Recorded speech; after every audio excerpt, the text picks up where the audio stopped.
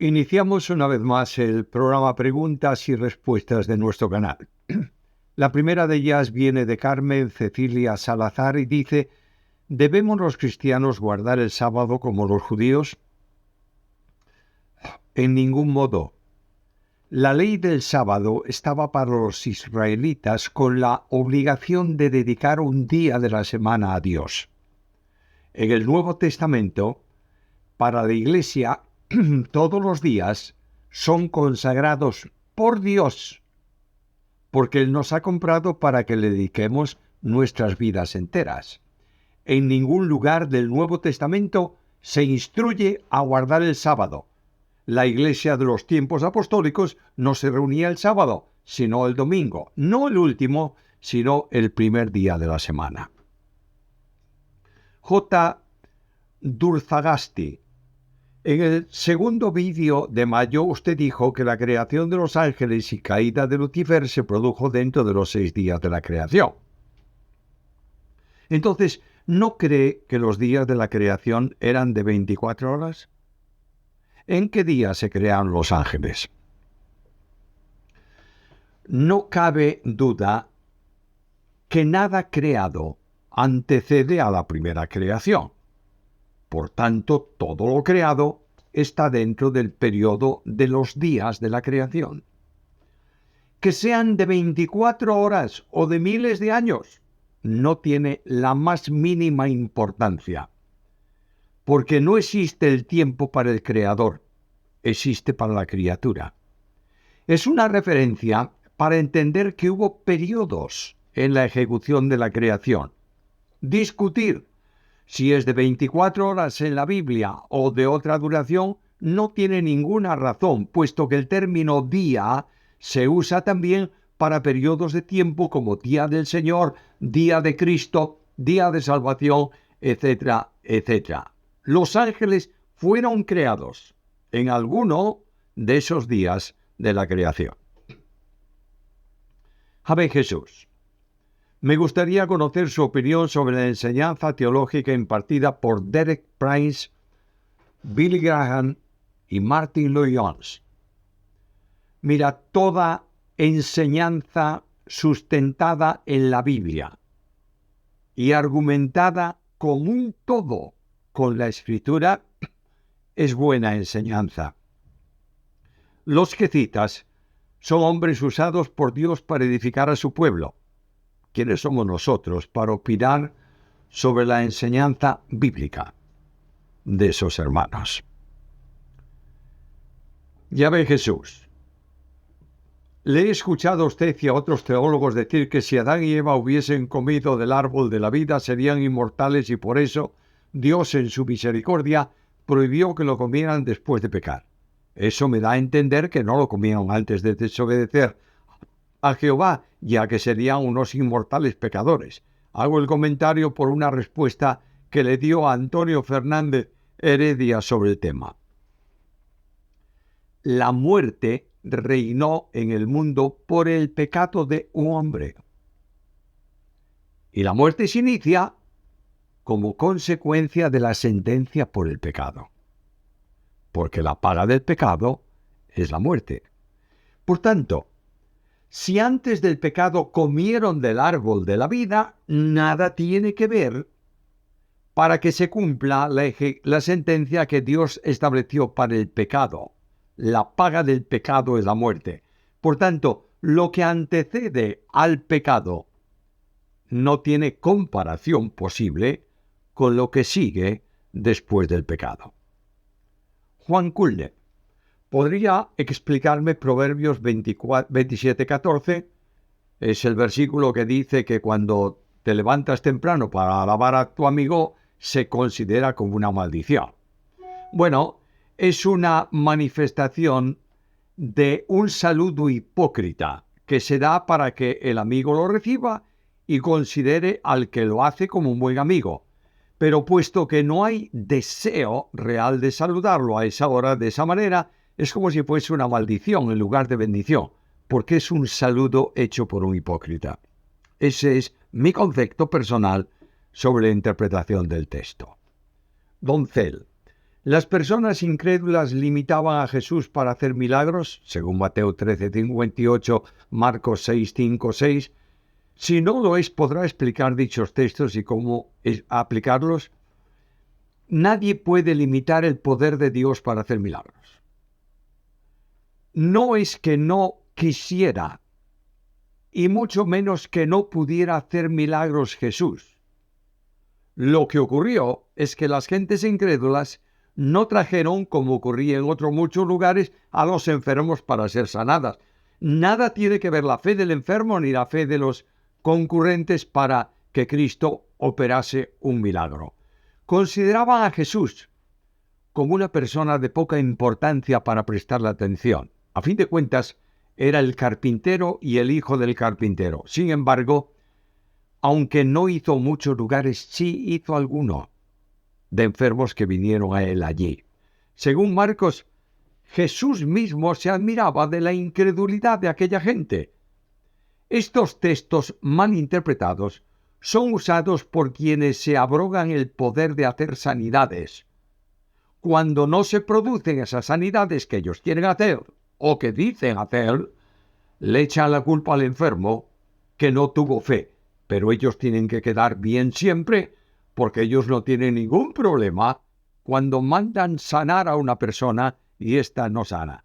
Hermanos míos amados, tengamos mucho cuidado con tonterías de este calibre, con maldades de este tipo y con mentiras que confunden y dañan al pueblo de Dios. José Moreno. En estos días se me surgió una duda donde no he encontrado respuesta. En tiempos de Noé, Dios ya tenía sentencia para la humanidad y dejó a Noé predicar durante 200 años. ¿Cómo llegó la advertencia a toda la humanidad si Noé no salió de Babilonia? Amigo José Moreno, estás, perdóname, liándola de mala manera. Primero, no predicó durante 200 años. Fue un tiempo menor. Segundo, no en Babilonia. Y tú mismo te contestas a la pregunta. Hola Samuel, quisiera disculparme por la pregunta que formulé. Dios es tan perfecto que siempre tiene respuesta a nuestras inquietudes. Mi pregunta fue contestada aclarando que en los días de Noé el mundo no es conocido como hoy, pues que en ese tiempo la tierra era parte del Edén y fue necesario su propósito para hacernos entender que Dios no tolera el pecado, pues aún así tuvo misericordia para darnos una nueva oportunidad, la cual quiero aprovechar. Gracias por todos los siervos que hacen su voluntad. Bendiciones. Haces una reflexión final en la que dices que el mundo antediluviano era parte del Edén. Pero también podrías decir que el Edén era parte del mundo antediluviano. Dios había establecido que el hombre fuese sacado del mundo por causa de la maldad y pecaminosidad de aquella humanidad. Si esos hombres hubieran vuelto a Dios, no se hubieran muerto bajo las aguas del diluvio.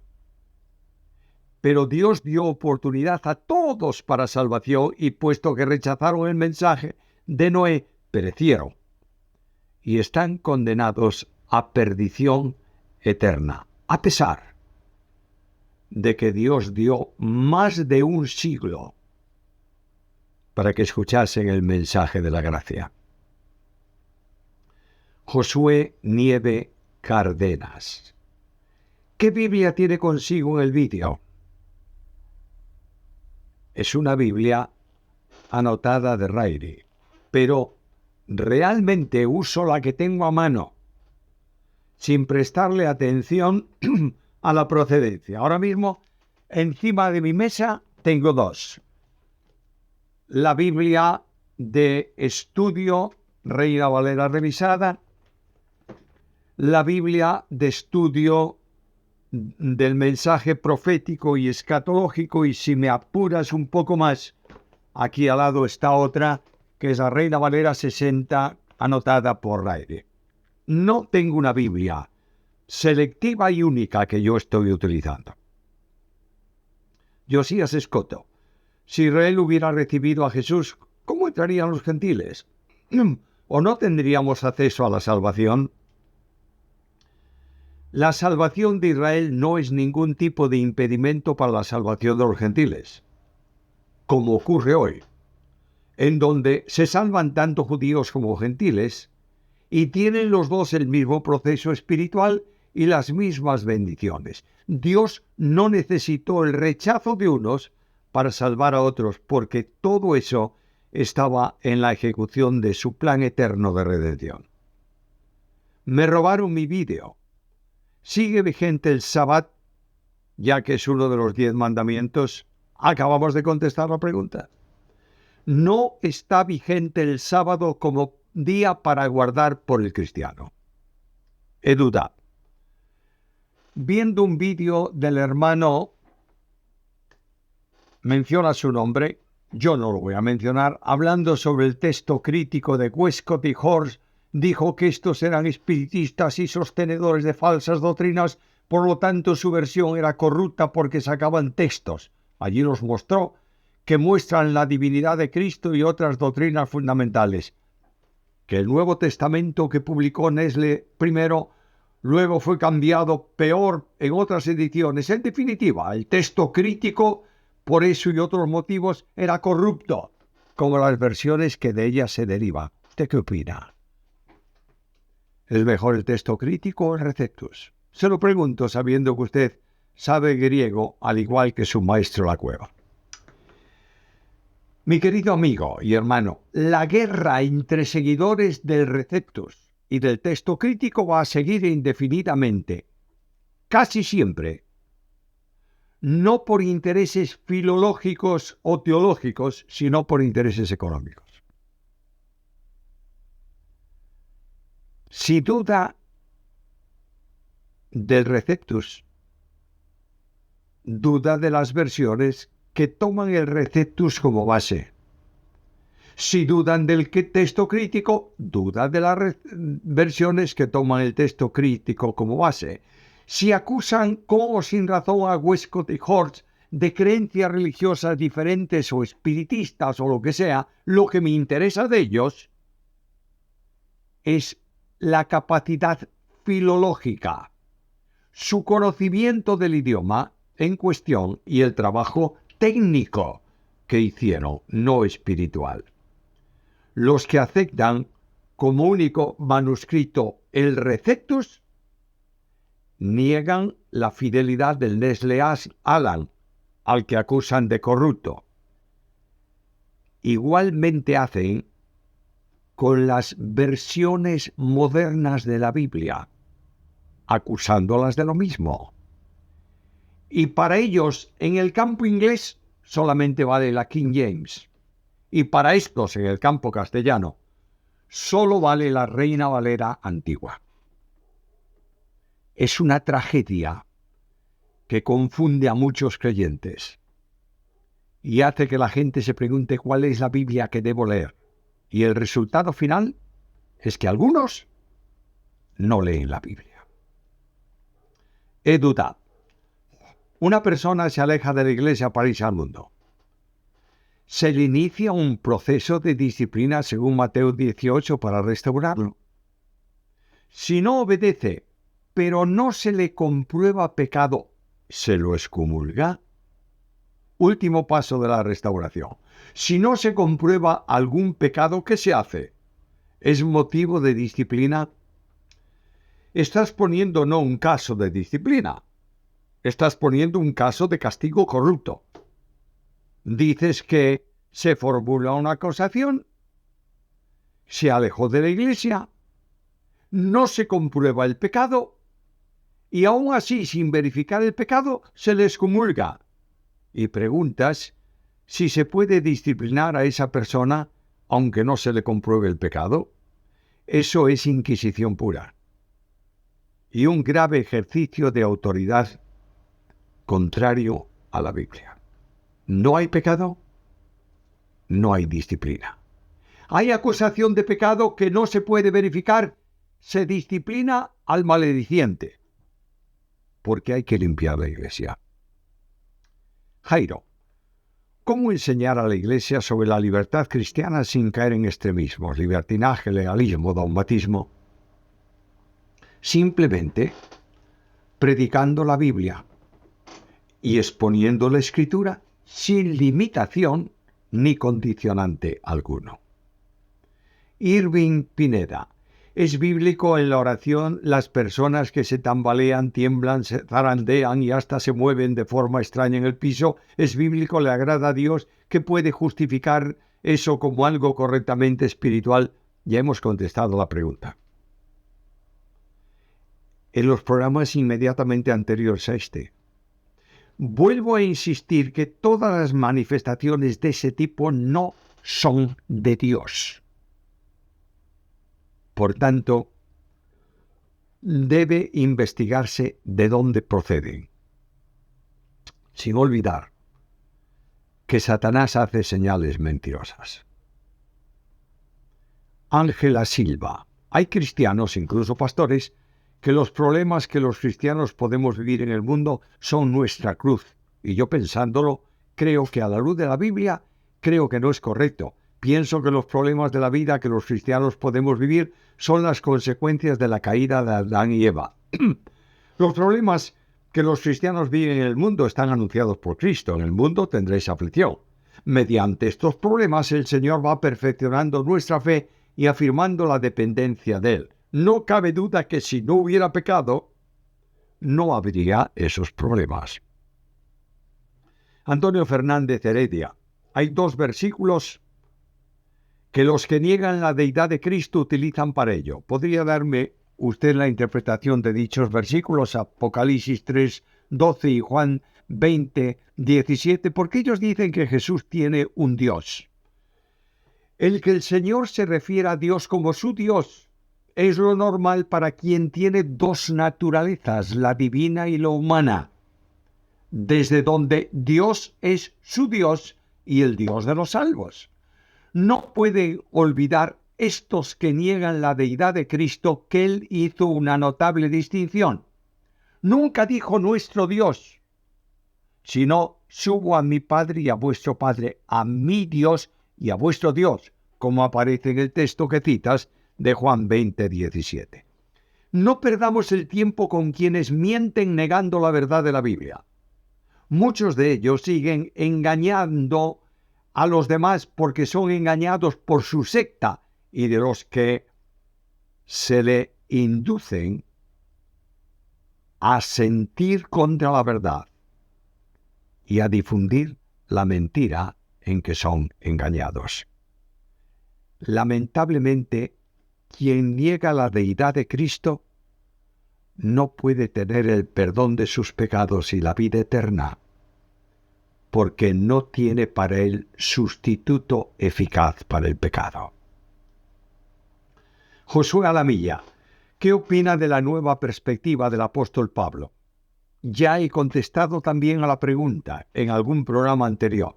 La nueva perspectiva de Pablo es un enfoque que pretende reconciliar la forma de salvación del Evangelio con la del judaísmo. No es bíblica, por tanto, no es aceptable.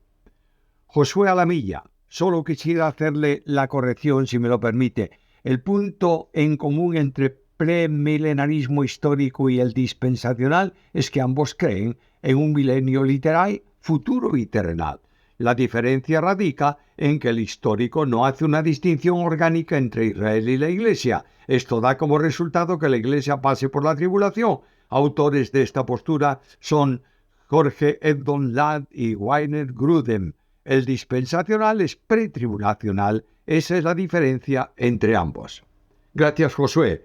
Pero el dispensacionalismo, el sistema dispensacional no histórico, no siempre es pretribulacional, porque hay también midi-tribulacionistas y hay post-tribulacionales. Son los mínimos, pero están ahí. Estás poniendo delante el dispensacionalismo clásico y sus elementos sustentantes. Pero no siempre el que tú llamas dispensacionalismo histórico no hace distinción entre la Iglesia e Israel. Eso tiene que ver con el sistema dispensacional de algunos reformados. Mary Alcaide Hill, ¿sabría decirme bíblicamente cuáles son las enfermedades causadas por el pecado o pecados? No hay baremo de referencia bíblica a enfermedades ocasionadas por el pecado, porque toda enfermedad es consecuencia del pecado. De otra manera, si no hubiera pecado, no habría enfermedad. Finalmente, Kia Donet. Comentarle que gracias a Dios en mi congregación tenemos un salón bastante grande. ¿Es correcto alquilar el mismo salón donde se celebra el culto a Dios los domingos a otras actividades que no son de la congregación, como graduaciones, eventos, etc.? La lógica es aprovechar el espacio que se tiene y que tiene un valor económico como el local de la iglesia y rentabilizarlo aprovechando esos recursos para la obra del Señor. El local no es un recinto sagrado, sino el sitio de reunión para la iglesia, o que la iglesia utiliza para sus cultos, pero puede también utilizarlo para asuntos lícitos